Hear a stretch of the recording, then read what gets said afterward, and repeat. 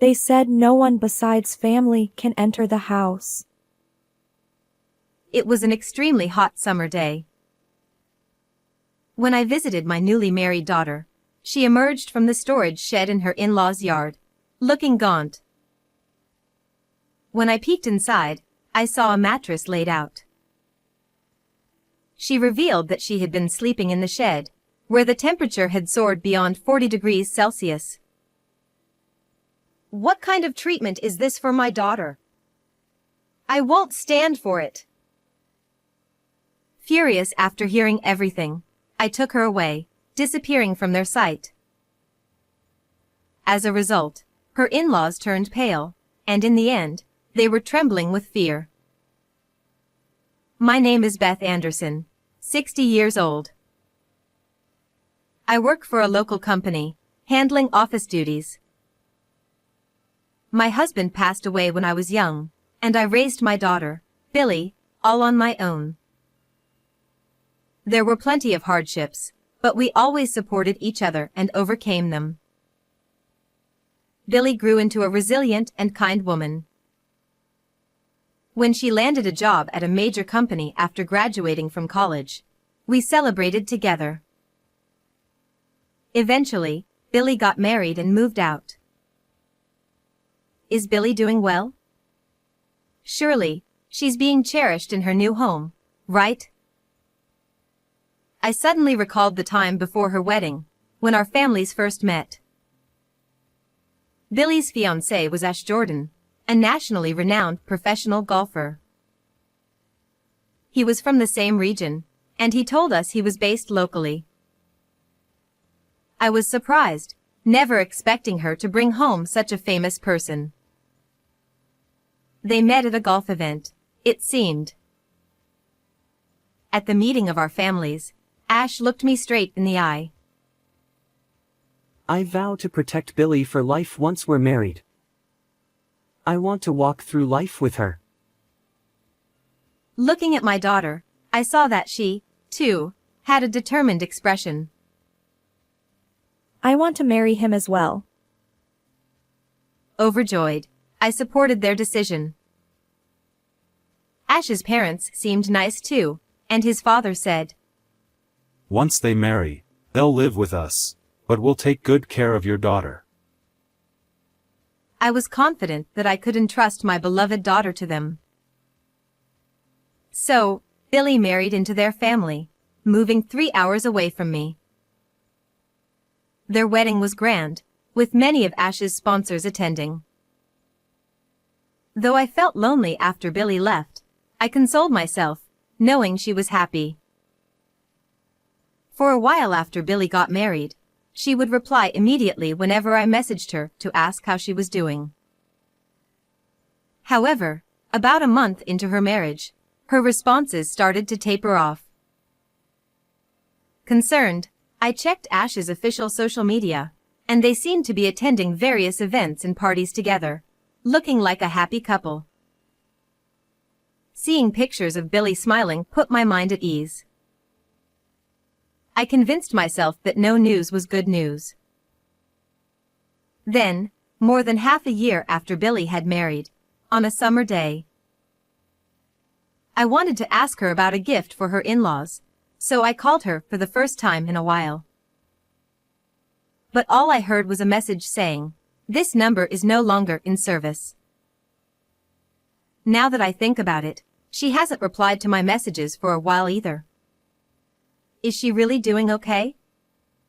Could something have happened to her?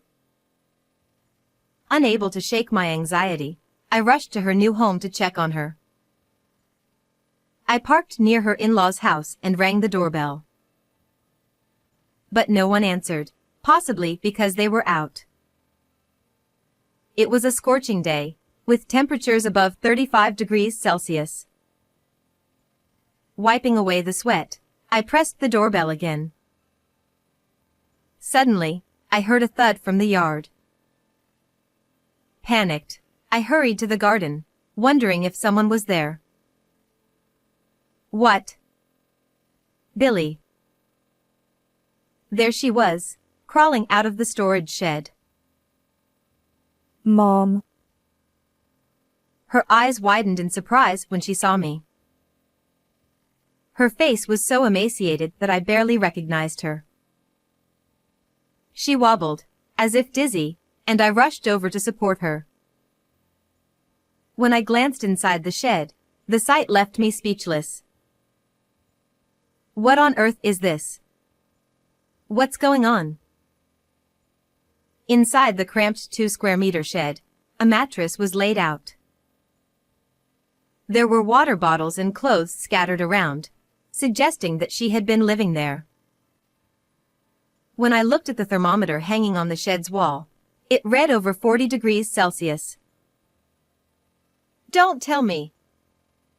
You've been living in this shed? Why? Tears welled up in her eyes. They told me not to enter the house because I'm not family. She covered her face with her hands and began to sob. I quickly took her to a shaded area and handed her a cold drink. What's going on? Tell me everything. I urged her, and between sobs, Billy began to speak. Right after we got married, my in-laws told me to quit my job. I refused at first, but they held a grudge and started treating me harshly.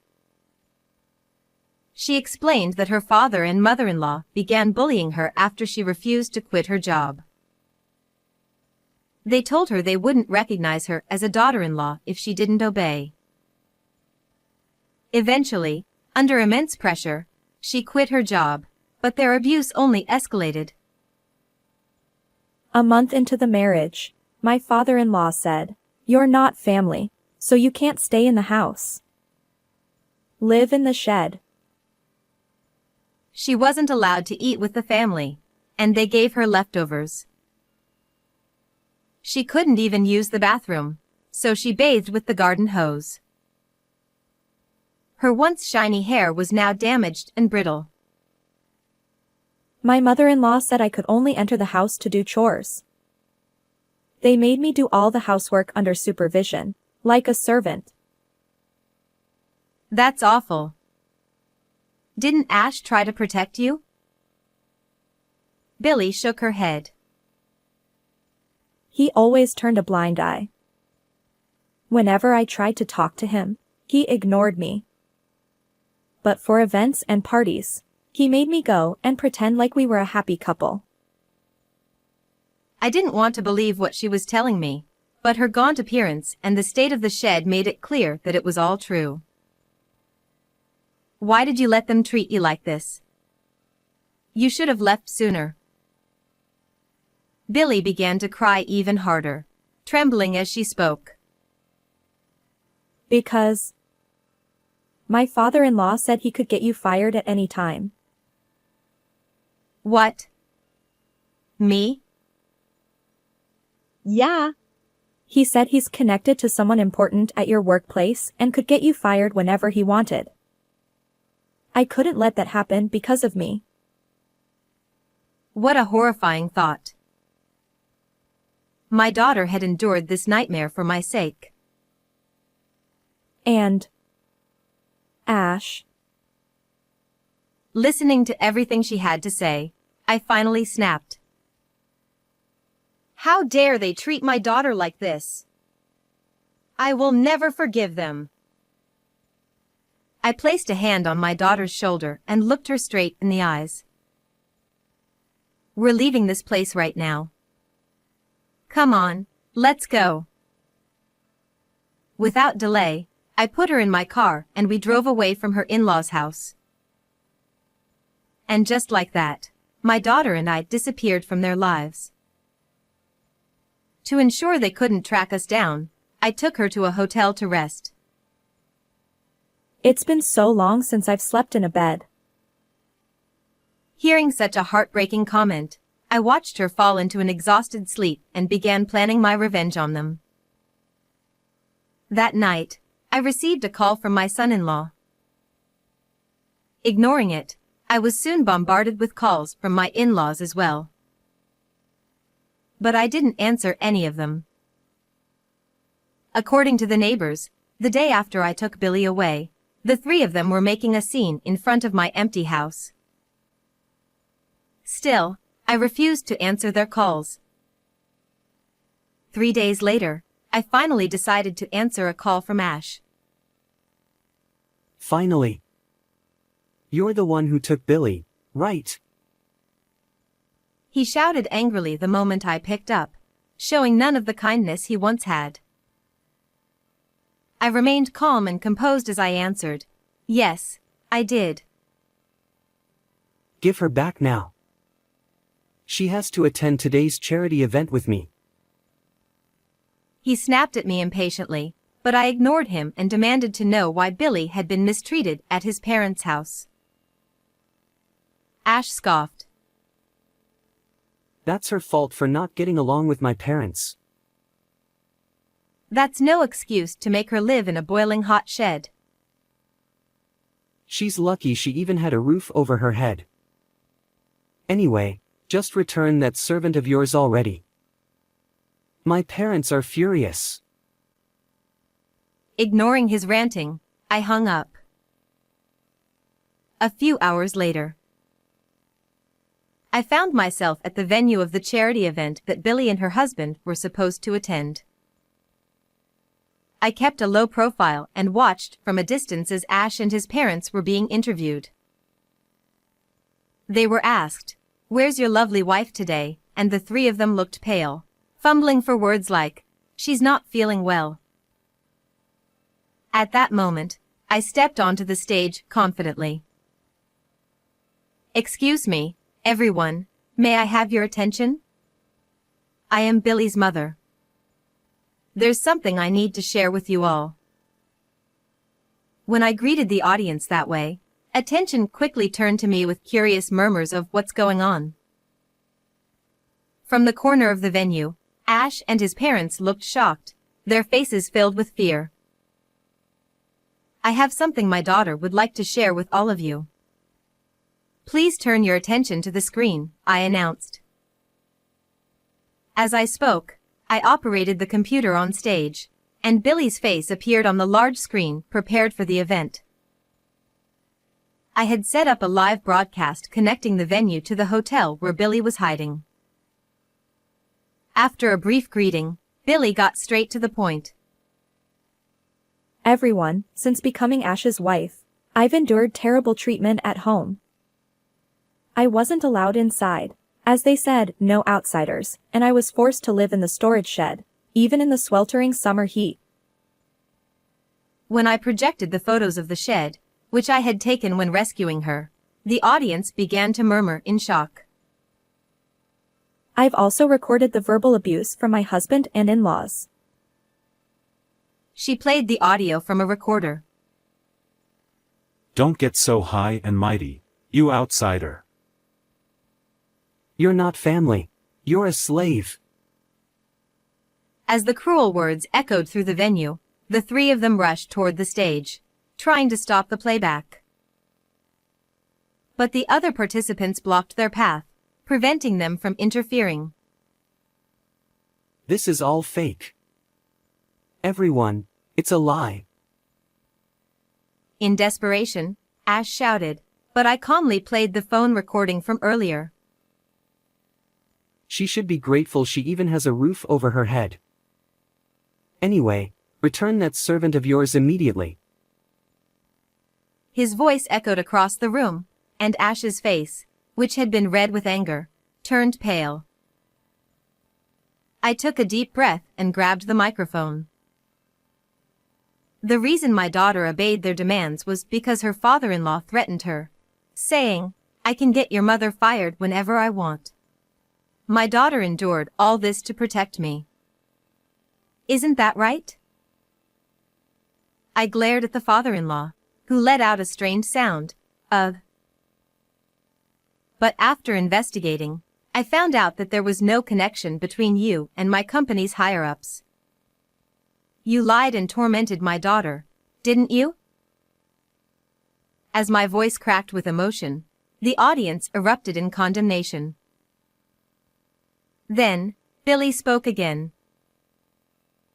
But that's not all I want you to know. This is what I witnessed while running an errand for my mother-in-law. At her cue, I displayed a photo on the screen. It showed Ash, arm in arm with another woman, entering a hotel. One of the attendees shouted, "Hey, isn't that Monica Christine, the pro golfer?" Upon realizing that Ash's affair was not only with another woman but also with a fellow professional golfer, the crowd became even more agitated. Billy continued calmly. I was betrayed by my husband and mistreated by my in-laws. I can't take it anymore. I'm divorcing my husband and cutting ties with his family. Ash and his in-laws shrank under the glares and condemnation from the crowd at the charity event. At that moment, a man stepped forward. It was Joshua, the CEO of a major local company and Ash's top sponsor. Ash's face lit up, but Joshua spoke angrily. Ash, I'm very disappointed. To think you would treat the daughter of my old friend this way. What? Your friend's daughter? Yes, Joshua and I were classmates and close friends. We reconnected at your wedding. No way. Ash and his parents turned deathly pale, trembling uncontrollably. With a twisted smile, Joshua declared, Ash, I'm pulling my sponsorship. No. Please, Joshua, reconsider. Right after Ash's plea, voices echoed from the audience. We're pulling out too. So are we, as one sponsor after another followed suit. Ash and his in-laws, now panicked and pale, rushed over to Billy and fell to their knees. Billy, I'm sorry. Please forgive me. I'll end things with her, and I'll treat you right from now on. But even as they groveled, my daughter only shook her head. Then, they turned to me. Please, convince Joshua to reconsider. If I lose my sponsorships, I won't be able to continue as a professional golfer. I raised my voice firmly. I will never forgive you for what you did to my daughter. I don't care what happens to any of you. After bowing to the audience, I left the venue. Later, Billy and Ash's divorce was finalized. The truth about what Ash and his family had done spread like wildfire, thanks to the event's attendees. Ash, now exposed for his affair, lost all his sponsors and had to retire from professional golf, while his mistress also left the sport. Billy sued them both for $30,000 each in damages for the affair and successfully collected the payments. Ash's family, now infamous in their neighborhood as the heartless family who made their daughter-in-law live in a shed, was forced to sell their house and move away. Jobless and relying entirely on Ash's income, the family now lives in a rundown apartment, working part-time jobs from morning till night. It's all their own doing, and I feel no sympathy for them. As for Billy and me, we now live together. She's slowly recovering and currently working at Joshua's company. I'll continue to watch over her, hoping she finds true happiness one day. How did you like this story? Please don't forget to subscribe to the channel. I'll see you in the next video.